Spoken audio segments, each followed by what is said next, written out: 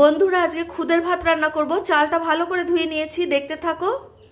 এখানে জল বসিয়ে দিয়েছি, এই যে চাল দিয়ে দিচ্ছি, ফেনাগুলো ফেলে দিচ্ছি, আলু দিয়ে দিলাম, একটু নুন দিয়ে দিলাম। পরিমাণ মতো জল নিতে হবে, বেশি কম হলে হবে না। একটু নাড়িয়ে দিলাম, জল কমে গেছে। এবার গ্যাসটা কমিয়ে একটু ঢেকে দেব। খুদের ভাতের পাশে শাক ভাজা হচ্ছে। দেখো বন্ধুরা, ভাতগুলো কি সুন্দর ঝুড়ো ঝুড়ো হয়েছে। পরিমাণ মতো জল নিয়েই রান্নাটা করতে হবে, বেশি কম জল হলে হবে না।